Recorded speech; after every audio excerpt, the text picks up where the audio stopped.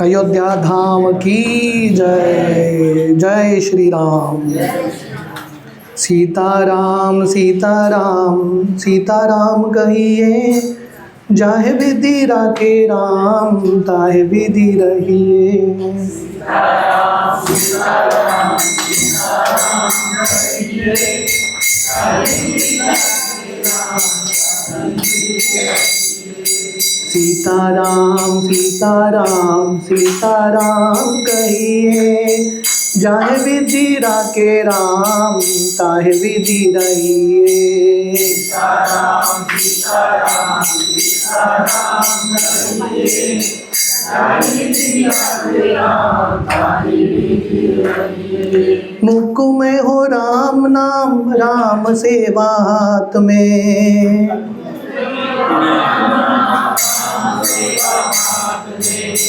तू अकेला नाही प्यारे, राम तेरे साथ में।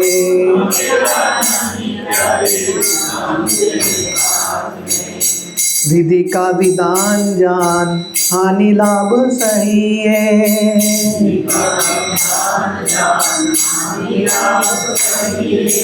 जाहे विधि राखे राम ताहे विधि रहिए।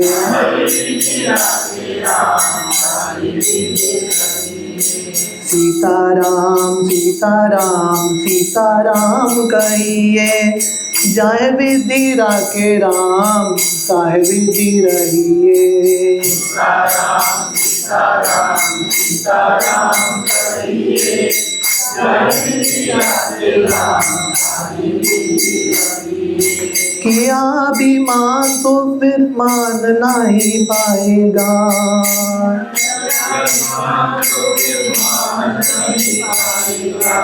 होगा प्यारे वही जो राम जी को भाएगा।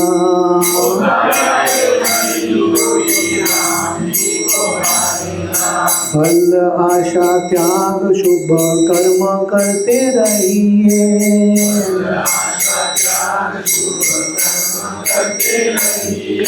जाहे विधि राखे राम ताहे विधि रहिए।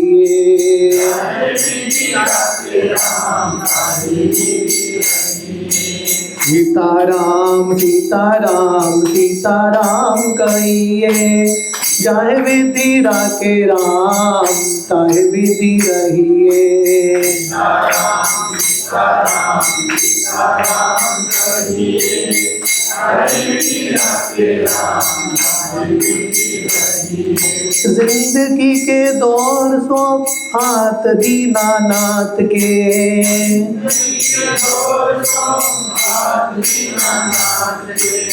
महलों में राखे चाहे झोपड़ी में वास दे।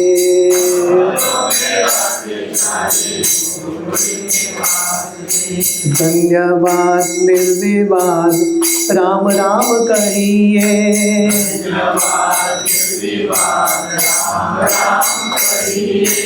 जाहे विधि राखे राम ताहे विधि रहिए।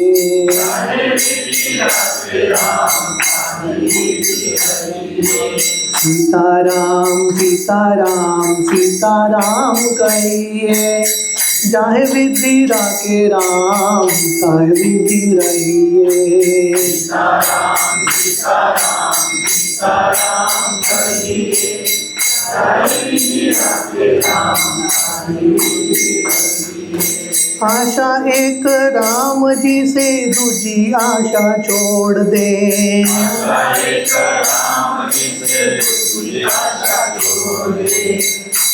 एक राम जी से दूजी आशा छोड़ दे।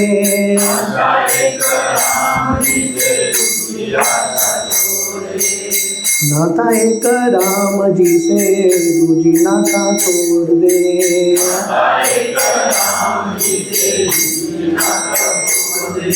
साधु संग राम रंग अंग अंग रंगिए।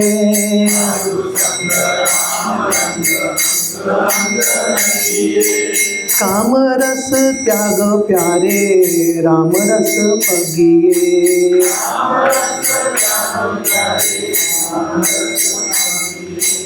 सीताराम सीताराम सीताराम कहिए, जाहे विधि राखे राम ताहे विधि रहिए। सीताराम सीताराम सीताराम कहिए, जाहे विधि राखे राम ताहे विधि रहिए। सीताराम सीताराम सीताराम कहिए, जाहे विधि राखे राम ताहे विधि रहिए। सीताराम सीताराम सीताराम कहिए, जाहे विधि राखे राम ताहे विधि रहिए। जाहे विधि राखे राम ताहे विधि रहिए। जाहे विधि राखे राम ताहे विधि रहिए। जाहे विधि राखे राम ताहे विधि रहिए। जाहे विधि राखे राम ताहे विधि रहिए। हरे कृष्णा कृष्णा कृष्णा हरे हरे, हरे रामा राम राम हरे हरे। हरे कृष्णा कृष्णा कृष्णा हरे हरे, हरे राम राम राम हरे हरे। हरे कृष्णा कृष्णा कृष्णा हरे हरे, हरे रामा राम राम हरे हरे। हरे कृष्णा कृष्णा कृष्णा हरे हरे, हरे राम राम हरे हरे। जय सीताराम लक्ष्मण हनुमान, सीताराम लक्ष्मण हनुमान। जय सीताराम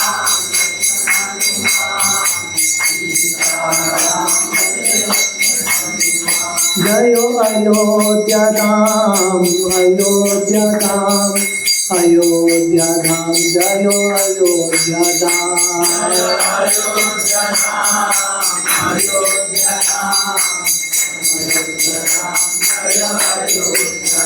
जय गौरनिताय गौरनिताय गौरनिताय गौरनिताय।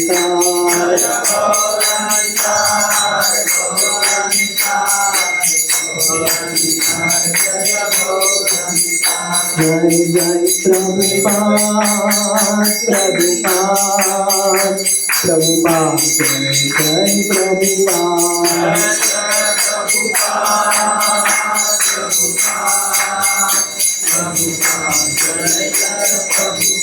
निताय गौर हरि बोल हरि बोल हरि बोल, निताय गौर हरि बोल।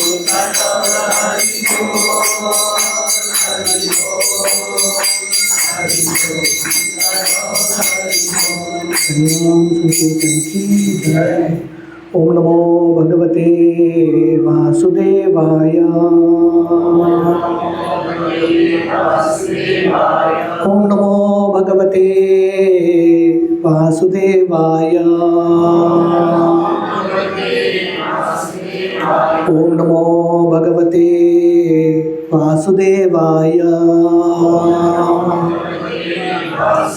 नारायणं नमस्कृत्य नरं चैव नरोत्तमं, देवीं सरस्वतीं व्यासं ततो जायमुदीरये। नष्टप्रायेषु अभद्रेषु नित्यं भागवत सेवया, भगवती उत्तम श्लोके भक्तिर्भवति नैष्टिकी। कृष्णाय वासुदेवाय देवकी नंदनाय च नंदगोपकुमाराय गोविंदाय नमो नमः। नमो पंकजनाभाय नमो पंकजमालिने नमो पंकजनेत्राय नमस्ते पंकजांग्रये। रामाय रामभद्राय रामचंद्राय वेदसे रघुनाथाय नाथाय सीताये पतये नमः। हरे कृष्णा। तो हम आशा करते हैं कि आपको ये पावर पैक्ड कॉम्बो यात्रा अलग अलग स्थान का अच्छा लग रहा है। All of you are liking this yatra. Hectic तो नहीं हो रहा है ना? तो आप सब लोगों का बहुत बहुत धन्यवाद। आप सब लोग ये यात्रा में भाग लेने के लिए आए अप्रैल महीने में ये कड़ी धूप में। तो अब तक हमने वाराणसी का दर्शन किया, प्रयाग में हमने स्नान किया और हमने अयोध्या का दर्शन किया, रामलला का जन्म स्थान का, शरयू नदी का आरती हमने देखा। So we are very fortunate. ये यात्रा में गंगा आरती भी हो गया, शरयू आरती भी हो गया। तो आज हमारा दूसरा दिन है अयोध्या में और दुर्भाग्यवश ये हमारा आखिरी दिन भी है, second day but the last day also.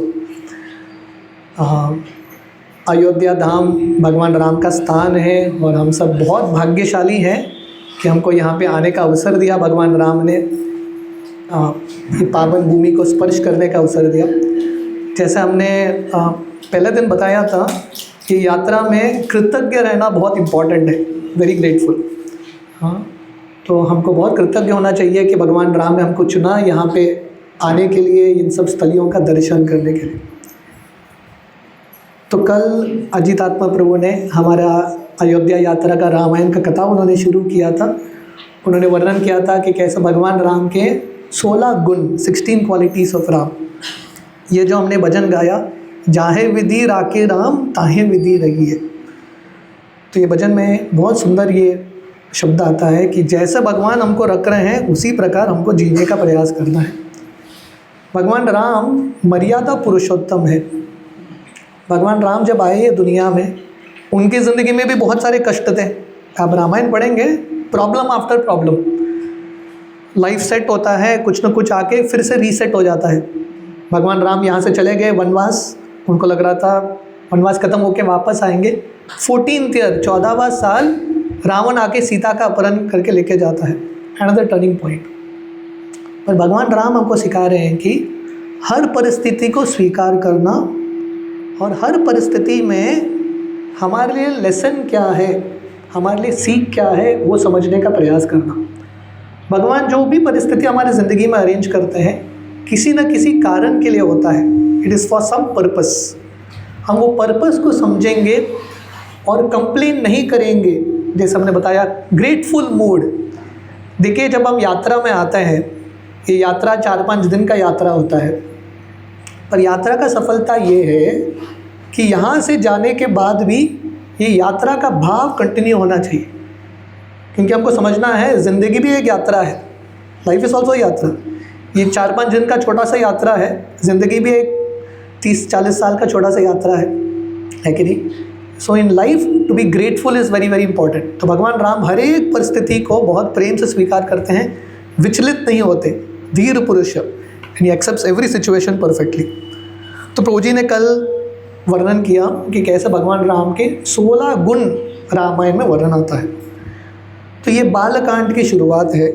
अगर आप लोग, जब हम रामलला का मंदिर का दर्शन कर रहे थे, बाहर बहुत सारे डायरोमास है, बहुत सारे अलग अलग चित्र लगे हैं, स्कल्पचर्स भगवान रामलीला के। तो पहला स्कल्पचर है वहाँ का कि कैसे नारद मुनि वाल्मीकि मुनि से बात कर रहे हैं। तो एक बार नारद मुनि आते हैं वाल्मीकि मुनि से मिलने के लिए। इस यात्रा में हमारे पास समय नहीं है, पर यहाँ से चित्रकूट एक 5-6 घंटे की दूरी है चित्रकूट। जब आप चित्रकूट जाते हैं वहाँ पे वाल्मीकि मुनि का आश्रम आता है। तो रामायण की शुरुआत वाल्मीकि मुनि के आश्रम से होती है। जैसे मैंने कल बताया, जब हम इन स्थलियों को देखते हैं हमारा विश्वास रामायण महाभारत में बहुत बढ़ता है। तो ये स्थान अभी भी है वाल्मीकि मुनि का, तमसा नदी के तट पे। तो एक बार नारद मुनि आते हैं और वाल्मीकि ऋषि नारद मुनि को प्रश्न पूछते हैं, सबसे बड़े हीरो या सबसे महान व्यक्ति पुरुषोत्तम कौन है? तो हर एक शास्त्र, reduce the volume a little, slightly. तो हर एक शास्त्र जो है, हाँ बस, हर एक शास्त्र, या जस्ट लीव इट देयर, या हर एक शास्त्र जो है प्रश्न उत्तर से शुरू होता है। कल हम नैमिषारण्य जाएंगे, तो ये यात्रा में हमने बहुत सारे प्लेसेस कनेक्ट कर दिया शॉर्ट ड्यूरेशन में। कल नैमिषारण्य स्थान जाएंगे, बहुत पवित्र स्थान है। वहाँ पे शौनक आदि ऋषि पूरा भागवतम सुनते हैं सुत गोस्वामी से, और वहाँ पे भी भागवतम की शुरुआत होती है प्रश्न से। Every scripture starts with a book, starts with a question. हाँ, भागवतम प्रश्न से शुरू होता है, भगवद गीता प्रश्न से शुरू होता है, और यहाँ पे रामायण भी प्रश्न से शुरू हो रहा है। तो वाल्मीकि मुनि अपने गुरु नारद मुनि को प्रश्न कर रहे हैं, सबसे बड़े हीरो कौन है? तो हम सबकी ज़िंदगी में भगवान ने हमको ये मनुष्य शरीर दिया है भगवान के बारे में जिज्ञासा करने के लिए, टू नो अबाउट कृष्णा, अथा तो ब्रह्म जिज्ञासा।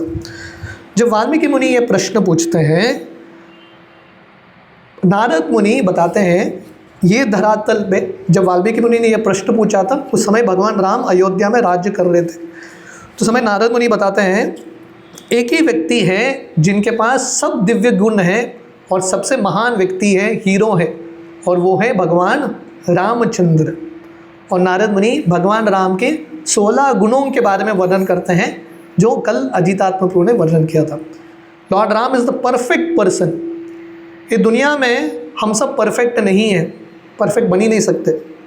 भगवान जो है परफेक्ट है, उनके अंदर कुछ भी दोष नहीं। तो नारद मुनि जब बताते हैं भगवान राम के गुणों के बारे में, भगवान राम के गुणों के बारे में बताते बताते नारद मुनि भगवान राम के पूरे लीलाओं का वर्णन करते हैं। He describes the full past times of Ramayana. देखिए, भगवान ने हमको ये मनुष्य जिंदगी दिया है किसके लिए? ताकि हम भगवान के बारे में ज़्यादा से ज़्यादा श्रवण कर सकें। खासकर फिलॉसफी तो समझना कभी कभी मुश्किल होता है, गीता समझना, पर कहानी तो हर व्यक्ति को अच्छा लगता है। Everyone love stories. वही गीता का सिद्धांत ज़िंदगी में कैसे उतारना है, भगवान राम और उनके भक्त अपने लीलाओं से, अपने उदाहरण से हमको सिखाते हैं। तो बहुत इम्पॉर्टेंट है कि मनुष्य ज़िंदगी में हम बार बार इन लीलाओं का श्रवण करें, कीर्तन करें।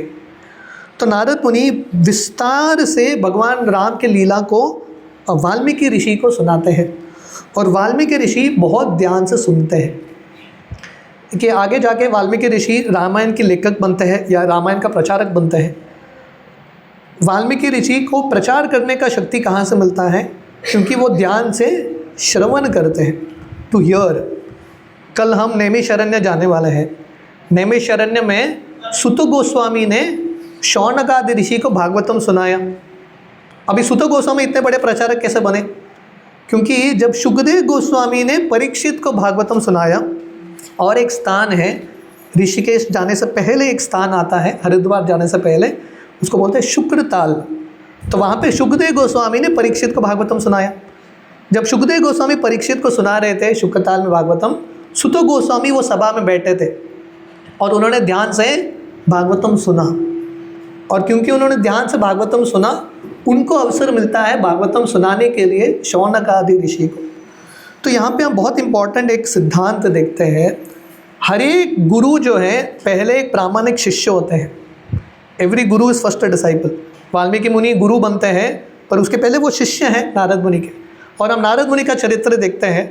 नारद मुनि इतने बड़े गुरु बनते हैं क्योंकि वो प्रामाणिक शिष्य थे। भागवतम के पहले स्कंद में वर्णन आता है, जब साधु संत आते हैं नारद मुनि के पिछले ज़िंदगी में उनसे मिलने के लिए, उस समय नारद मुनि उनके चरण में बैठ के भागवतम का श्रवण करते हैं।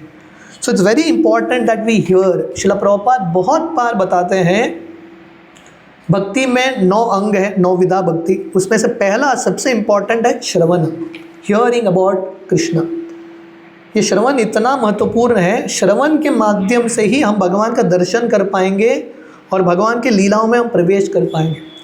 इसलिए हमारी यात्राज में हम स्थलियों को देखते हैं, पर स्थलियों को देखने के साथ साथ हम भगवान और वो स्थलियों के बारे में श्रवण करते हैं। It's a very very important aspect. तो वाल्मीकि मुनि को नारद मुनि पूरा रामायण बताते हैं और वहाँ से वो निकल जाते हैं। तो वाल्मीकि मुनि उस समय अपने एक शिष्य भारद्वाज मुनि के साथ, कल हमने वर्णन किया था, कल या परसों हमने वर्णन किया था, प्रयाग में भारद्वाज मुनि का आश्रम है।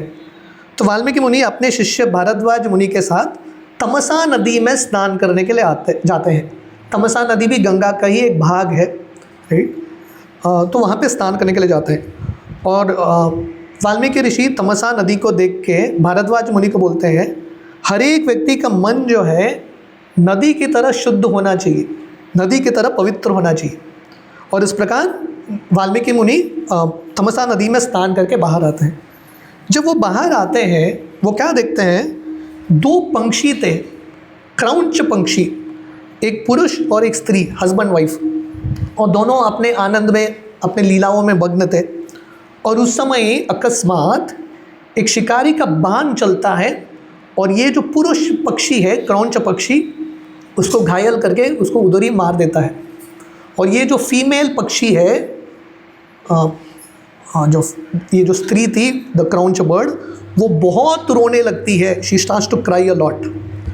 उस समय वाल्मीकि मुनि, क्योंकि महान भक्तों का खासियत है, उनका मेन गुण है कि उनको दूसरों का दर्द सहन नहीं होता।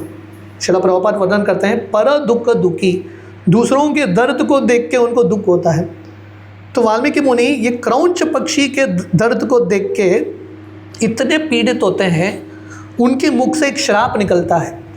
तो वाल्मीकि मुनि बोलते हैं, हे क्रूर शिकारी, तुमने इतने क्रूरता से ये पुरुष पक्षी का तुमने वध किया, तुम्हारे ऊपर सब अमंगलमय हो, ऐसे इस प्रकार श्राप देते हैं ये शिकारी को।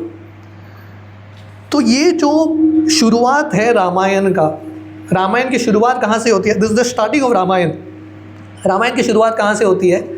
2 पक्षी, मेल फीमेल, दोनों एंजॉय कर रहे हैं, अपने लीलाओं में मग्न हैं। सडनली एक घायल होता है और दूसरा अपने पार्टनर के विरह में रोता रहता है। ये जो शुरुआत है रामायण का, लगभग पूरा रामायण की कहानी इसी इंसिडेंट पे ही है। इसको बोलते हैं करुणा रस। करुणा रस मतलब हर व्यक्ति रोता रहता है। ये भौतिक दुनिया मतलब मटेरियल लाइफ मतलब a place where everyone is crying. हर एक व्यक्ति रो रहा है, हर एक व्यक्ति शोक में है। श्रील प्रभुपाद एक जगह लिखते हैं भागवतम में, देखिए ये दुनिया का समुद्र जो है, ओशन, पानी कैसा है? सॉल्टी ओशन, खारा पानी है। खारा पानी कहाँ मिलता है? जब व्यक्ति रोता है ना, अश्रु। आप लोगों ने कभी अश्रु को चखा है क्या? चखा है कभी? बहुत तीव्रता से कोई रोता है ना, अश्रु मुंह तक आ जाता है। अश्रु का स्वाद कैसा है? मीठा है, खारा। तो श्रील प्रभुपाद बताते हैं ये दुनिया का समुद्र खारा क्यों है? So Prabhupada writes, this world is an ocean of tears. ये दुनिया में क्या है? ये दुनिया समुद्र है अश्रु का, लोगों के दुख का। Everyone are suffering in their life. और पूरा रामायण ऐसे ही शुरू होता है, एक व्यक्ति घायल होता है, दूसरा व्यक्ति उसके विरह में रोता रहता है। अब रामायण देखेंगे, पहला दशरथ महाराज रो रहे हैं। क्यों रो रहे हैं? रामायण की शुरुआत तो ये होती है ऐसी, दशरथ इज क्राइंग। क्यों रो रहे हैं? पहले उनके संतान नहीं थे, ही डिडंट हैव सन्स। रो रहे हैं, विलाप कर रहे हैं। उनकी ज़िंदगी में संतान आते हैं, संतान आने के बाद उनकी ज़िंदगी में आनंद आता है क्या? थोड़ा समय तक होता है, he is happy for some time. Suddenly Vishwamitra मुनि आते हैं और वो राम को लेके जाते हैं जंगल में, और उसके बाद राम का विवाह होता है सीता मैया के साथ। फिर से यही प्रसंग आता है, कैकेयी जो है दशरथ महाराज को कठोर शब्द बोलती है। जैसे यहाँ पे ये शिकारी ने ये पुरुष जो मेल पक्षी के हृदय में ये बाण बेधा था, वैसे ही कैकेयी दशरथ महाराज के हृदय में बाण बेधती है अपने शब्दों का। और क्या होता है, दशरथ घायल होके गिर जाते हैं, मूर्छित होके, लिटरली डाइज दे। और कैकेयी जो है अभी बहुत आनंद में है और भगवान राम चले जाते हैं। और आगे हम देखते हैं फिर से, जब भगवान राम नासिक में थे पंचवटी में, रावण सीता का अपहरण करके लेके जा रहा है और उसके बाद राम सीता के विरह में रो रहे हैं। And this continues on and on. हम देखते हैं लंका में जब रावण का वध होता है, मंदोदरी रावण के विरह में रो रही है। जब वाली का वध होता है, तारा वाली के विरह में रो रही है। सो लिटरली रामायण टीचर्स अस, रामायण हमको सिखाता है ये भौतिक दुनिया का मेन स्वभाव है, हर व्यक्ति शोक में रहता है। Everyone is sad, everyone is suffering. कल अजीत आत्मा ने बताया था भगवान राम बहुत खुश रहते हैं, पर हम सब ये दुनिया में बहुत दुखी। We are all suffering in this world. कोई स्वीकार करे न करे, this is the reality of our life. हर एक व्यक्ति की ज़िंदगी में दुख है, शोक है। तो ये शोक के साथ हम कैसे डील करें, शोक को लेमेंटेशन, दुख बोलते हैं, ये अश्रु के साथ, ये समाचारों के साथ हम कैसे डील करें। वाल्मीकि क्या करते हैं, शोक में थे, उनके शोक से, उनके मुख से क्या निकलता है, एक श्लोक निकलता है। ये जो श्राप वाल्मीकि मुनि बोलते हैं, वो श्राप एक बहुत सुंदर संस्कृत श्लोक के माध्यम से आता है। बहुत क्या बोलते हैं, वेरी राइमिंग एक श्राप था। तो ये रामायण का पहला श्लोक बनता है। ये जो श्राप वाल्मीकि मुनि बोलते हैं, दिस इज द फर्स्ट श्लोक ऑफ रामायण। तो हम सबकी ज़िंदगी में ऐसे घटनाएं तो होते ही रहेंगे। These incidences will keep happening. कोई हमारे हृदय को शब्दों से या अलग अलग पीड़ा आएंगे हमारे ज़िंदगी में, डेफिनेटली हमको कष्ट पहुंच जाएंगे। उस समय हमको क्या करना है, हमको श्लोकों का आश्रय लेना है। और श्लोक मतलब शास्त्रों का आश्रय, गीता, भागवत, रामायण, इसका आश्रय लेंगे तो क्या होगा, शोक से हम ज़्यादा प्रभावित नहीं होंगे। हम भागवतम के बारे में श्रवण करने वाले हैं, कल समय मिला तो। परीक्षित महाराज को इसी प्रकार उनको एक श्राप मिलता है। रामायण की शुरुआत श्राप से होती है। परीक्षित को श्राप मिलता है कि 7 दिन में उनका मृत्यु होगा। पर परीक्षित क्योंकि सुखदेव गोस्वामी का आश्रय लेते हैं, भागवतम का आश्रय लेते हैं, उनको फर्क नहीं पड़ता। परम दृष्टवा निवर्तते, he was on a different world all together. तो ऐसे बहुत सारे उदाहरण हैं। महाभारत में विदुर जी को दुर्योधन बहुत कठोर शब्द बोलते हैं, पर विदुर जी महल से निकाल देते हैं दुर्योधन। पर विदुर जी बहुत खुश थे, क्योंकि विदुर जी क्या करते हैं, साधु संतों का आश्रय लेते हैं अलग अलग स्थानों में, और उनके मुख से भगवान के बारे में गुणगान श्लोक सुनते हैं। जब भगवान राम 14 साल वनवास चले गए थे, भगवान राम क्या कर रहे थे जंगलों में, वनवास में? भगवान राम साधु संतों के चरण में बैठ रहे थे और श्लोकों का श्रवण कर रहे थे। So this is what Ramayana teaches us. सब शास्त्र हमको सिखाता है कि अगर हमको हमारे दुनिया ज़िंदगी के शोक से हमको मुक्ति प्राप्त करना है या एक निवारण, एक सल्यूशन प्राप्त करना है, तो शास्त्रों के श्लोकों का आश्रय लेना बहुत ही महत्वपूर्ण। तो वाल्मीकि मुनि के मुख से ये श्राप निकलता है। तो वाल्मीकि मुनि श्राप देने के बाद सोच रहे थे, मुझे तो गुस्सा नहीं आना चाहिए। जनरली ऐसे महान संतों को गुस्सा नहीं आता। तो वाल्मीकि मुनि सोच रहे थे, मैंने गुस्सा क्यों किया, क्योंकि शिकारी का काम है मारना। शिकारी तो गलत तो नहीं किया, उसका काम है मारना। शिकारी ने अपना काम किया। तो वाल्मीकि मुनि सोच रहे थे, मैं क्यों गुस्सा हो गया। फिर भी उनके मुख से कंटिन्यूसली ये श्राप निकल रहा था। कंटिन्यूसली वही श्लोक का वो उच्चारण कर रहे थे, रोकने का प्रयास कर रहे हैं, फिर भी वो रोक नहीं पा रहे। तो वो भारद्वाज मुनि की तरफ देखते हैं, और भारद्वाज मुनि भी इतने आश्चर्य में है, वो बोलते हैं कि अद्भुत श्राप है, स्वीट साउंडिंग कर्स। श्राप जो है स्वीट नहीं होता, मधुर नहीं होता, कठोर होता है। पर ये जो श्राप वाल्मीकि मुनि के मुख से निकला, वो श्राप भी मधुर है। क्यों? क्योंकि जो महान भक्तों के मुख से निकलता है, श्राप भी हो, उसमें भी एक वरदान है, उसमें भी एक भगवान का एक आशीर्वाद रहता है। जैसे परीक्षित महाराज को शमिक ऋषि और श्रृंगी ने श्राप दिया कि उनका 7 दिन में मृत्यु होगा। पर वो जो श्राप है परीक्षित के लिए बहुत बड़ा वरदान बन जाता है। क्यों? क्योंकि परीक्षित को भागवतम सुनने का अवसर मिलता है। तो ये बहुत इम्पॉर्टेंट सिद्धांत है। हम जब भक्तों के संग में आते हैं, when we come in association of devotees, भक्तों के संग में रहना हमेशा आसान नहीं है। Is it easy to remain in association of devotees?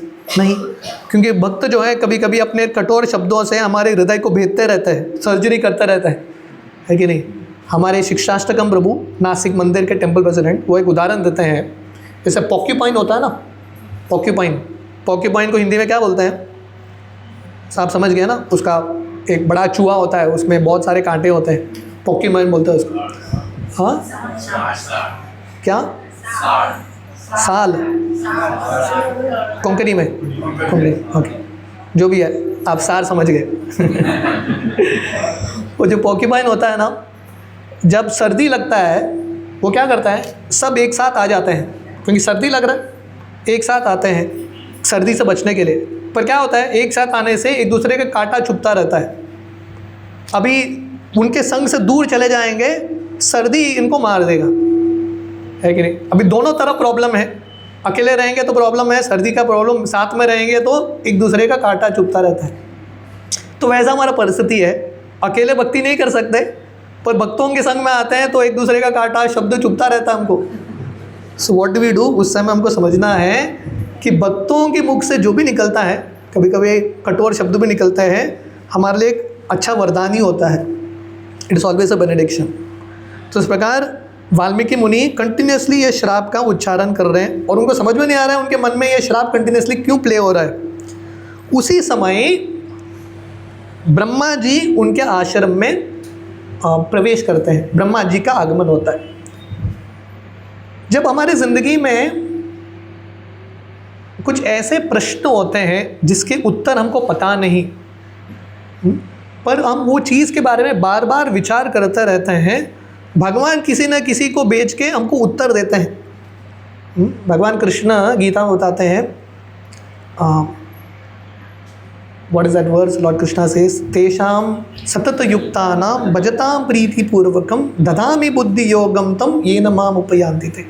जब हम कंटिन्यूसली भगवान कृष्ण का आश्रय लेते हैं और भगवान कृष्ण के आश्रय में भक्ति करते हुए कुछ प्रश्न आते हैं, कुछ चीज़ हमको समझ में नहीं आता, पर अगर हम सिंसियर हैं, वही चीज़ के बारे में हम चिंतन कर रहे हैं, भगवान एक उत्तर भी देते हैं।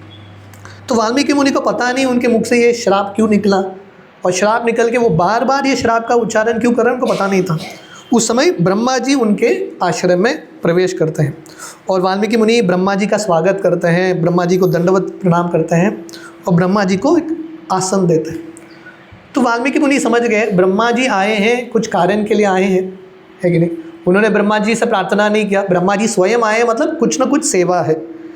तो वाल्मीकि मुनि ब्रह्मा जी को देख के प्रश्न पूछ रहे हैं कि मेरे मन में ये श्राप कंटिन्यूसली क्यों प्ले हो रहा है। ब्रह्मा जी की उपस्थिति में भी वाल्मीकि मुनि वही श्राप का उच्चारण कर रहे थे।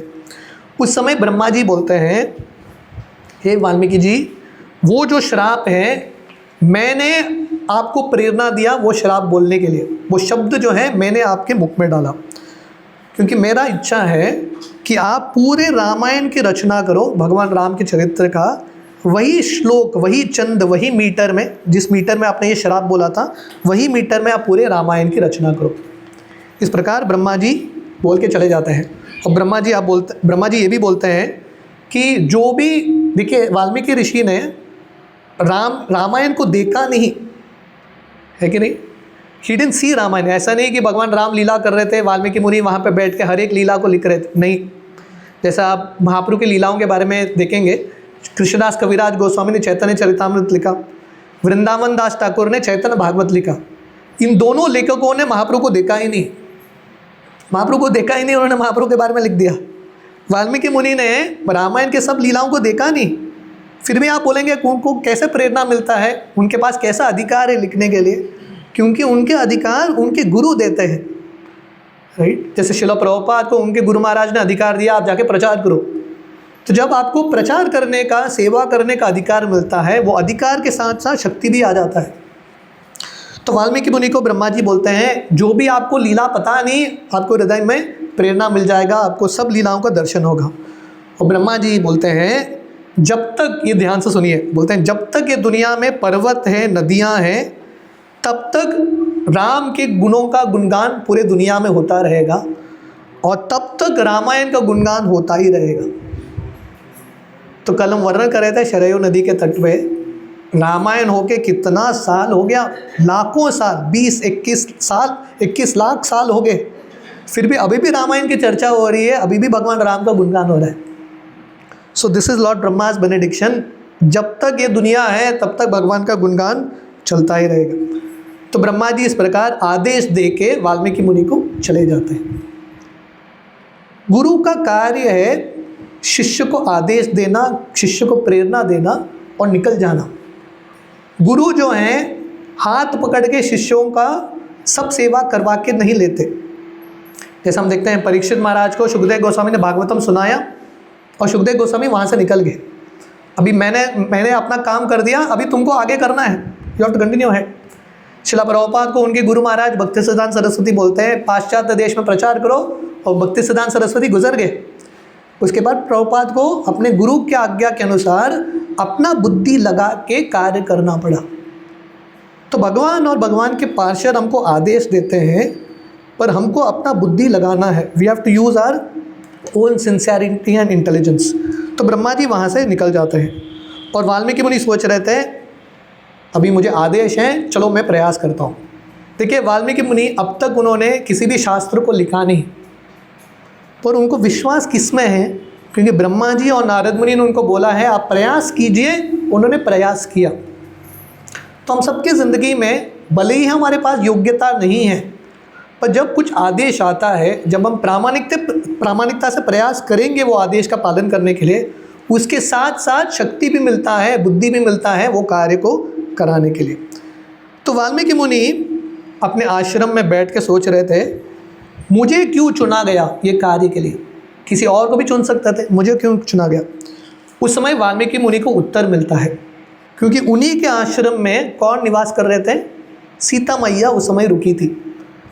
तो वाल्मीकि मुनि को उत्तर मिलता है ये क्यों हुआ है, क्योंकि सीता मैया का कृपा मेरे ऊपर आया है, क्योंकि सीता मैया मेरे आश्रम में रुकी है और सीता की कृपा से मुझे अभी अवसर मिल रहा है भगवान राम का गुणगान करने का। और वाल्मीकि मुनि अपने इतिहास के बारे में विचार करते हैं। हम सब जानते हैं वाल्मीकि मुनि एक लगभग एक डकैत थे, उनका नाम था रत्नाकर, है कि नहीं। जो वाल्मीकि वो शिकारी को देख के उनके मन में वो पक्षी के प्रति दया आती है, वाल्मीकि मुनि का ऐसा ही परिस्थिति था। वो भी एक शिकारी थे, एक डकैत थे रत्नाकर, लोगों को क्रूरता से मारते थे। नारद मुनि आए उनकी ज़िंदगी में और नारद मुनि उनको बोले रत्नाकर क्या कर रहा है, तेरा इतना बुरा कर्म है, तुम्हारा परिस्थिति तो बहुत बुरा होने वाला है नरक में। तो रत्नाकर बोल रहे थे क्या करूं, मुझे परिवार को मेंटेन करना है, परिवार के लिए मैं कर रहा हूं। तो नारद मुनि बोलते हैं ठीक है, आप जाके परिवारजनों को पूछो आप जो पाप कार्य कर रहे हो उसके भागीदारी वो बनेंगे क्या। तो रत्नाकर को पूरा कॉन्फिडेंस था मैं सब परिवार लोगों के लिए कर रहा हूँ। तो अपने परिवार में आते हैं पूरे कॉन्फिडेंस के साथ, आप लोग मेरे पाप का भागीदारी बनेंगे क्या।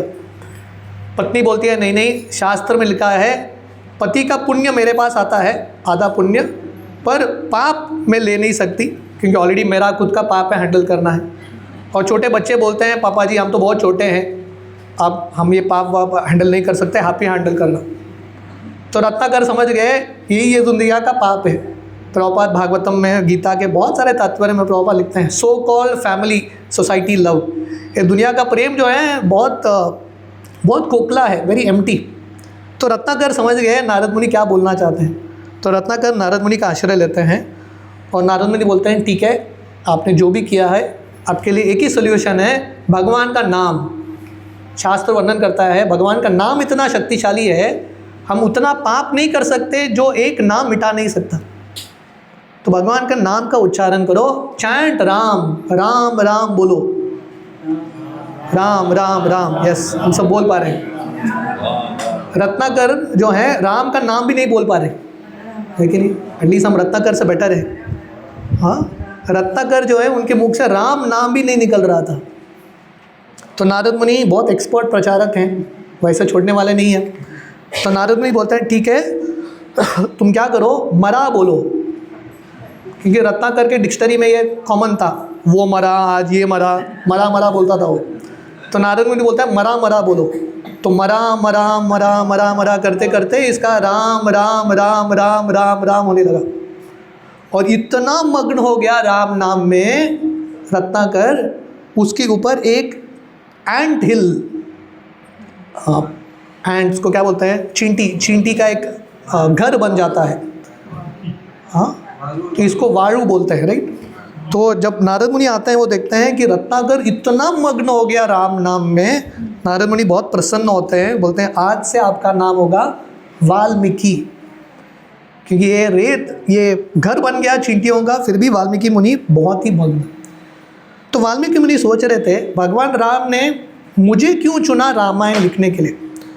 तो वाल्मीकि सोच रहे थे मेरे पास कुछ योग्यता नहीं है, I don't have any qualification.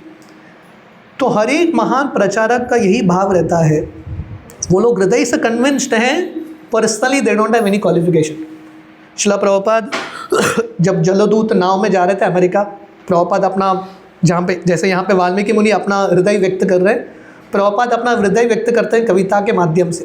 Prabhupada America गए भी नहीं, नाव में हैं, और प्रभुपाद लिखते हैं मेरा नाम भक्ति वेदांत है, मेरे पास भक्ति भी नहीं है, वेद का अंत भी नहीं जानता, प्रचार क्या करना है कैसा करना है मैं जानता नहीं हूँ, मैं तो बहुत तुच्छ व्यक्ति हूँ, फिर भी मेरे गुरु महाराज ने चुना है, शायद वो मेरे माध्यम से कुछ कराएंगे।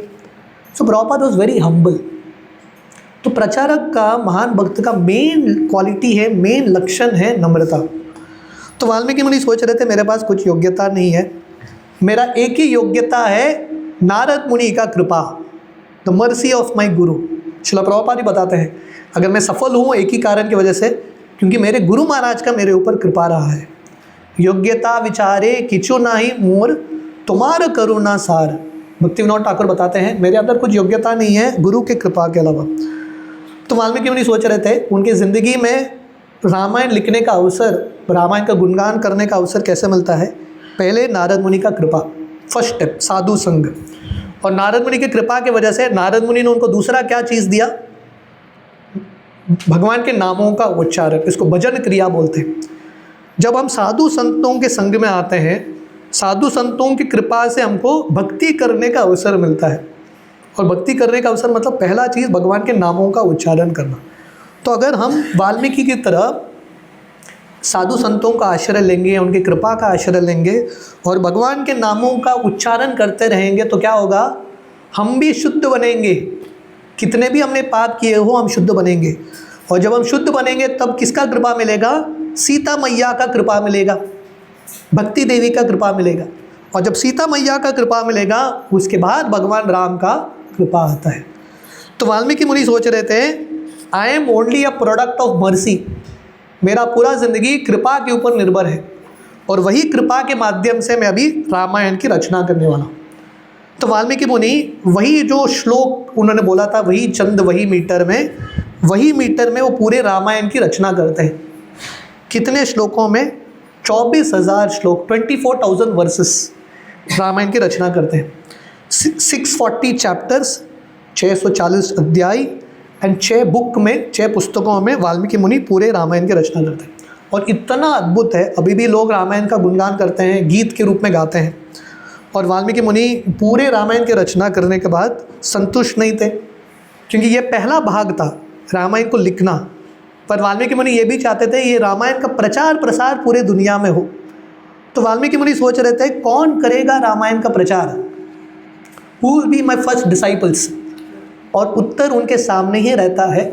सीता मैया उनके आश्रम में थी, वाल्मीकि मुनि के आश्रम में, और सीता मैया ने 2 बच्चों को जन्म दिया था, ट्विंस, 2 जुड़वे, लव और कुश। तो वाल्मीकि सोचते हैं लव और कुश अभी पहले प्रचारक बनेंगे, और वाल्मीकि मुनि ये 2 बच्चों को पूरा रामायण सिखाते हैं, श्लोकों को कंठस्थ कराते हैं, रामायण का भाव क्या था, हर एक श्लोक का भाव क्या है, हर एक कैरेक्टर का भाव क्या है, वाल्मीकि मुनि बहुत प्रेम से इन दोनों बच्चों को समझाते हैं। केवलाष्टकम में श्लोक आता है, आब्रह्म स्तंभ पर्यंतम सर्वं मायामयम जगत सत्यम सत्यम पुनः सत्यम हरेर्नामेव केवलम निश्वासे नाहि विश्वास कदा रूढ़ो भविष्यति कीर्तनीय मतो बाल्याद हरेर्नामेव केवलम। भक्ति करने का सबसे सही उम्र है एज चिल्ड्रन, बचपन में जो छोटे बच्चे सीखते हैं ना, ज़िंदगी भर याद रखते हैं, दे रिमेंबर इट कंटिन्यूसली। तो वाल्मीकि मुनि ने इन 2 बच्चों को चुना, लव और कुश को, रामायण समझाने के लिए। और वाल्मीकि मुनि इन 2 बच्चों को बोलते हैं, आप जाके पूरे भारत में रामायण का प्रचार करना। यहाँ पे आप बहुत एक इम्पॉर्टेंट लेसन सीखते हैं। जब हम कुछ सोल्यूशन ढूंढ रहे हैं, राइट, अभी वाल्मीकि मुनि के मन में प्रश्न क्या था, कौन रामायण का प्रचार करेगा। वाल्मीकि मुनि उत्तर कहाँ प्राप्त किया, उनके आश्रम में ही उत्तर था, लव और कुश।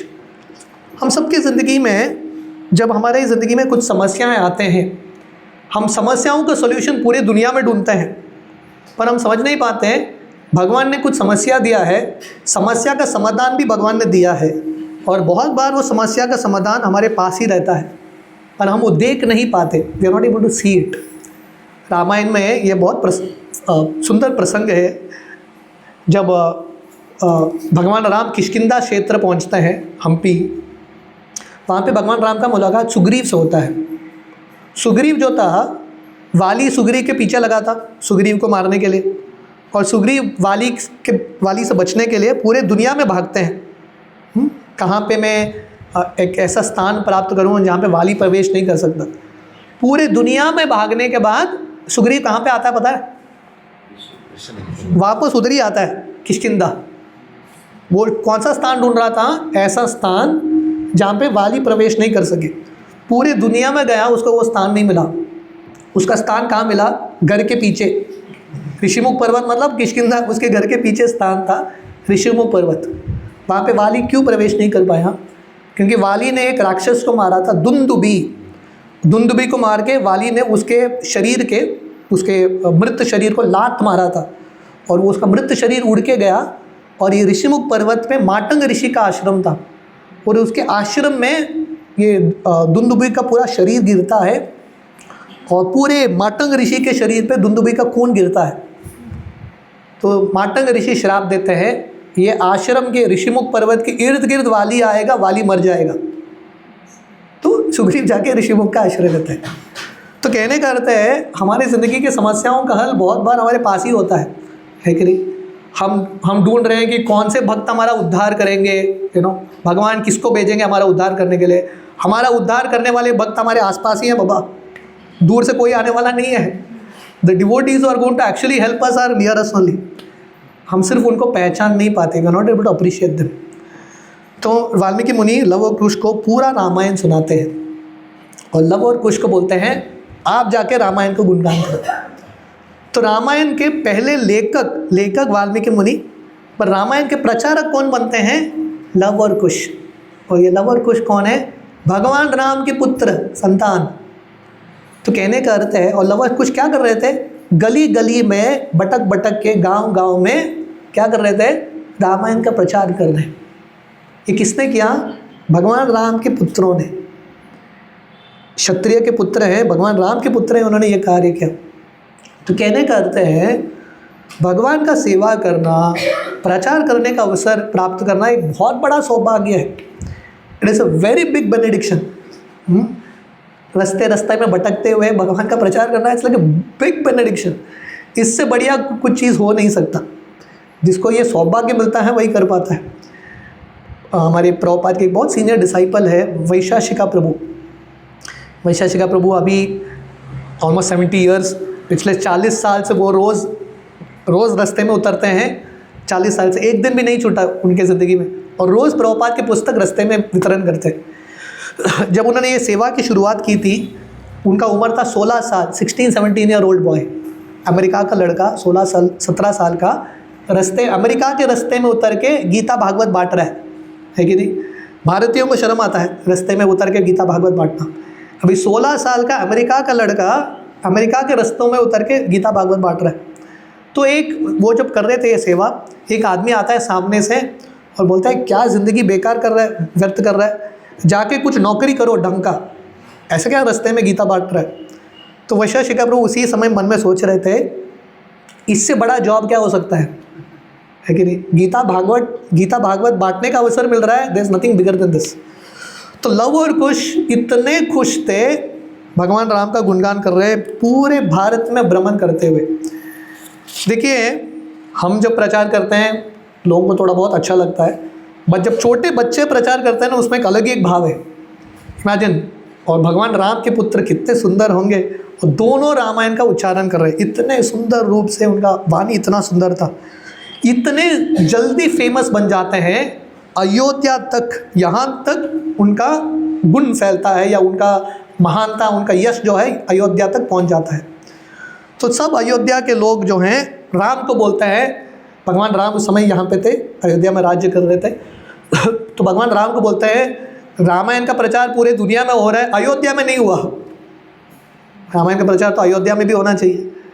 तो भगवान राम को बोलते हैं चलो ये दो बच्चे हैं, इनको बुलाएंगे और रामायण का गुणगान हम अयोध्या में सुनेंगे। तो भगवान राम बोलते हैं ठीक है।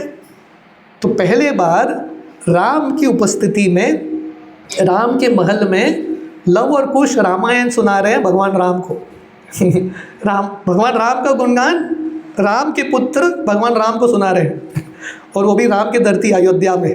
अब इमेजिन करो कितना अद्भुत रहा होगा वो प्रसंग। तो जब भगवान राम लव और कुश आए हैं उनकी सभा में, और रामायण जब शुरू होने वाला है, भगवान राम क्या बोलते हैं पता है? भगवान राम बोलते हैं सब लोग ध्यान से रामायण का श्रवण करना, क्योंकि रामायण महान व्यक्तियों के बारे में गुणगान करता है। तो आप बोलेंगे भगवान राम ऐसा क्यों बोल रहे हैं? जनरली अपना कहानी, अपना गुणगान थोड़ी ना कोई सुनना चाहता है। भगवान राम अपने गुणगान क्यों कर रहे हैं? तो भगवान राम के हिसाब से जब भगवान राम बोलते हैं रामायण ध्यान से सुनना है, खासकर भगवान राम अपने भाइयों को बोलते हैं ध्यान से सुनना, because Ramayana is about great personalities. तो भगवान राम अपने बारे में नहीं सोच रहे हैं। रामायण में भगवान राम का गुणगान तो है ही, पर भगवान राम के गुणगान के साथ साथ भगवान के ऐसे महान भक्तों के गुणगान है। सीता मैया का त्याग, सीता मैया का समर्पण, लक्ष्मण का भक्ति, लक्ष्मण का समर्पण, उनका सेवा का भाव, भरत महाराज का, हनुमान जी का, जटायु का, इतने सारे महान संतों का गुणगान है, महान भक्तों का गुणगान है। इसलिए भगवान राम बोलते हैं इनके बारे में ध्यान से श्रवण करना बहुत ही महत्वपूर्ण। जो हम रामायण का श्रवण कर रहे हैं, यही रामायण को भगवान राम ने भी ध्यान से सुना। वर्णन आता है जब लव और कुश शुरू करते हैं, सब लोग इतने मग्न हो जाते हैं राम कथा में। भगवान का कथा इतना अद्भुत है, कैसे समय निकलता है पता नहीं चलेगा। You not understand how time passes. 2-3 घंटा 10 घंटा ऐसे निकल जाता है। परीक्षित महाराज जब भागवतम सुनने के लिए बैठे, 7 दिन निकल गए, उनको समझ में नहीं आया 7 दिन निकल गए।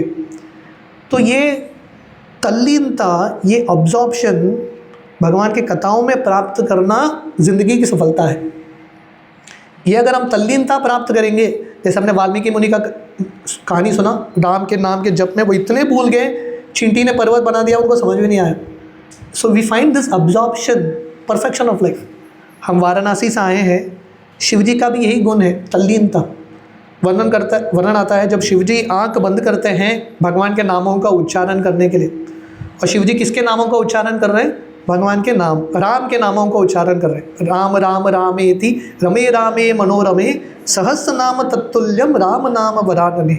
पार्वती मैया शिवजी को पूछती है आप किसके नामों का उच्चारण कर रहे हो? शिवजी बोलते हैं राम नाम। तो वर्णन आता है शिवजी जब आंख बंद करते हैं भगवान के नामों का उच्चारण करने के लिए, भगवान का स्मरण करने के लिए, कितने साल बाद आंख खोलते पता है? 60,000 साल बाद। 60,000 साल निकल गए, उनको पता ही नहीं और उनको फ़र्क भी नहीं है। जो हुआ जो होगा होने दो, इज़ कम्प्लीटली अब्जॉर्ब्ड। हम वो तो नहीं कर सकते, है कि नहीं? हम वो करेंगे तो प्रॉब्लम होगा, पर at least some absorption we have to find. कुछ ना कुछ हमारा तल्लीनता बढ़ना चाहिए। तो भगवान राम जब रामायण सुन रहे थे, सीता मैया भगवान राम के साथ नहीं थी, क्योंकि सीता मैया को भगवान राम ने ऑलरेडी वाल्मीकि के आश्रम में रख दिया था। तो अपने आसन में भगवान राम अकेले बैठे हैं। सब अयोध्या के वासी नीचे बैठ गए, लव और कुश सुना रहे, सब लोग उनके चरण में बैठ गए और लव और कुश रामायण सुना रहे। और सब लोग इतने आनंद में थे, भगवान राम सोच रहे थे मैं अकेला अपने आसन पर बैठा हूँ ऊपर, 18 सीढ़ी ऊपर थे, भगवान राम अकेले हैं, है कि नहीं? आनंद का किसी भी चीज़ का अनुभव कब होता है? जब व्यक्ति साथ में होता है। अकेले किसी चीज़ का अनुभव नहीं कर सकता। You can not enjoy it alone. तो भगवान राम बाकी भक्तों को देख के सोच रहे थे ये लोग तो, मेरा कथा है, मेरा स्टोरी है, पर मेरे से ज़्यादा खुश ये लोग हैं, माई स्टोरी, पर मेरे से ज़्यादा ये लोग खुश हैं मेरे बारे में श्रवण करके। भगवान राम वहाँ पे बैठ के अकेले महसूस कर रहे थे।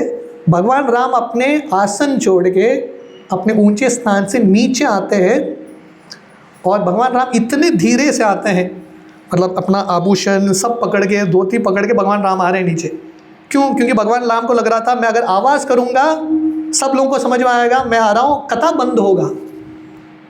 देखिए भगवान राम को कितना प्रेम है कथा में। भगवान राम सोच रहे हैं कथा में भी बाधा नहीं आना चाहिए। हमारे राधा गोपीनाथ मंदिर में 6 बार भगवान का आरती होता है, भोग लगता है। जब भागवतम क्लास चल रहा है वहाँ का आरती स्टैंडर्ड है, जब आरती का समय है, भागवतम क्लास चल रहा है, शंख भी बहुत धीरे से बजता है, घंटी बहुत धीरे से बजता है, क्योंकि सबसे महत्वपूर्ण है भगवान का कथा। भगवान की कथा में बाधा नहीं आना चाहिए। तो भगवान राम भी कथा में बाधा नहीं लाना चाहते, किसी को डिस्टर्ब नहीं करना चाहते, इतने सेंसिटिवली नीचे आते हैं और सबके साथ नीचे बैठ जाते हैं, ही सिट्स डाउन। और इतने धीरे से आए भगवान राम, और सब लोग इतने ध्यान में थे भगवान का कथा सुन के, राम को उन्होंने देखा ही नहीं। मतलब क्या, भगवान राम से भी ज़्यादा आकर्षक है भगवान राम का कथा। More attractive than Ram is the past times of Ram. तो इतने मग्न हो गए, उनको समझ में नहीं आया राम आए हैं, और राम उनके साथ बैठ जाते हैं और इतने मग्न हैं। रामायण में अलग अलग भाव आता है, अलग अलग इमोशंस, कभी हंसी है, कभी अच्छा मिलन का समय है, कभी विरह का समय है, अश्रु, all kind of emotions you experience. तो जब बहुत आनंद का प्रसंग है, एक दूसरे को हाथ मारते हैं, थाली मारते हैं, और एक व्यक्ति राम के पास बैठा था, उसने देखा भी नहीं राम उसके पास बैठे हैं, वो राम को ताली मार रहा है, राम उसको हाथ मार रहे हैं, पता भी नहीं चला। और पूरे रामायण होने के बाद लोग देख रहे हैं राम है ही नहीं आसन पे, और राम नीचे बैठ के कथा का श्रवण कर रहे हैं। So this is the mode of absorption in Ramayana that we should develop. I end with this point. दक्षिण भारत के एक बहुत बड़े आचार्य है, दक्षिण भारत में 12 आलवार माने जाते हैं श्री संप्रदाय के। उसमें से एक आलवार है कुलशेखर आलवार।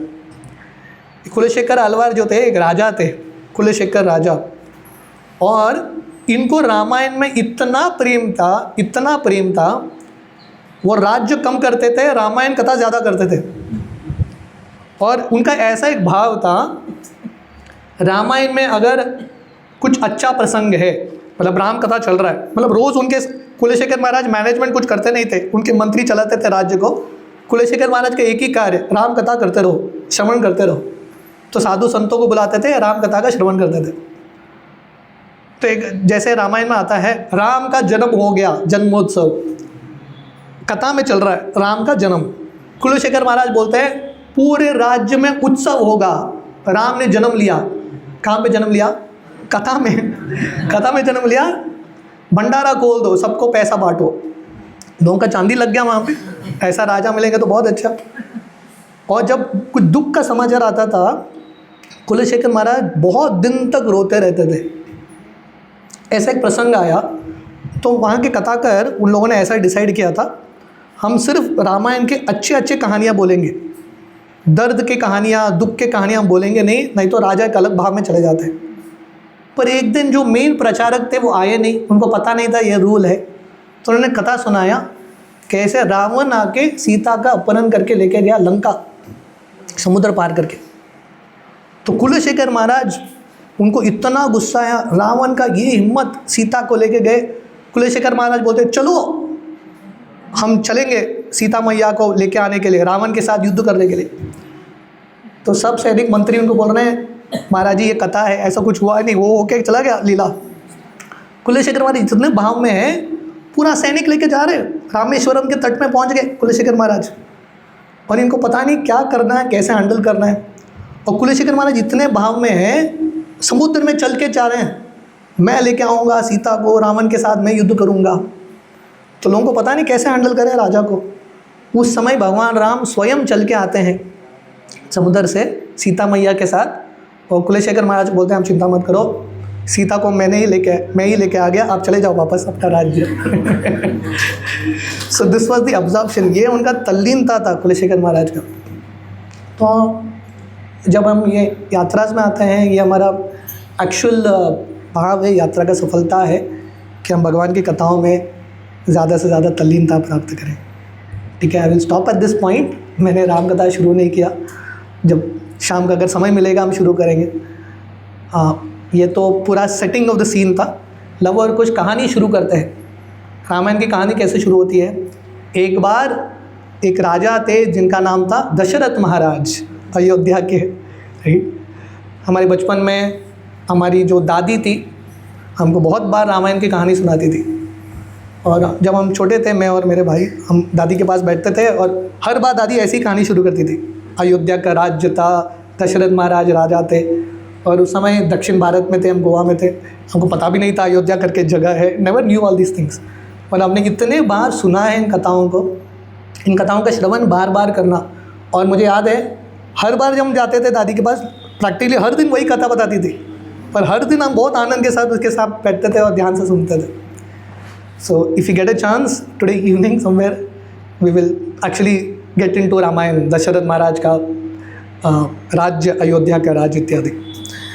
पर ये यात्रा में हमारे पास बहुत ज़्यादा समय नहीं है कथा के लिए, because we are covering a lot of places. 5-6 जगहों को हमने कंबाइन किया है, फिर भी थोड़ा बहुत तो हम कर रहे हैं, we are doing something at least. तो आप सबका बहुत बहुत धन्यवाद। हरे कृष्णा। श्रील प्रभुपाद की जय, भगवान रामचंद्र की जय, अयोध्या धाम की जय। Ram means when you pronounce Ra, no? Papa is going out. When you say Ma, we close our lips, Papa is not entering it. Yes, Hari Bol. मतलब सेम व्हेन यू से राम, रा, पाप गोज आउट, म जब बोलते हैं पाप अंदर नहीं आता। Thank you, Very good. Thank you.